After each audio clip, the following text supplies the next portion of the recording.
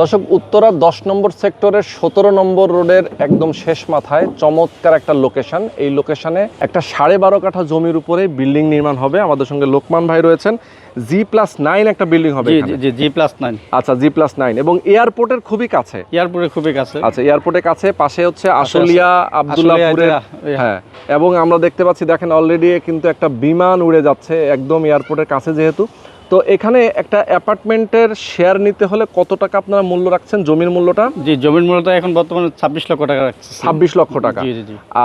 আর যারা এই মাসের মধ্যে রেজিস্ট্রেশনটা আপনারা দিতে চাচ্ছেন, জি জি, এই মাসের ভিতরে দিতে চাচ্ছি। আচ্ছা, ডিসকাউন্ট করবেন না কোনো? হ্যাঁ, ডিসকাউন্ট আপনি থেকে ইয়াগুলো হয়তো এই মাসের মধ্যে ইয়াগুলো 1 লক্ষ টাকা ডিসকাউন্ট। এই মাসের মধ্যে যদি কেউ রেজিস্ট্রেশনটা নেয় 1 লক্ষ টাকা ডিসকাউন্ট দিয়ে দেবেন। এবং কনস্ট্রাকশনের খরচটা কেমন আসতে পারে? কনস্ট্রাকশনের খরচটা আপনার 25 লক্ষ টাকা।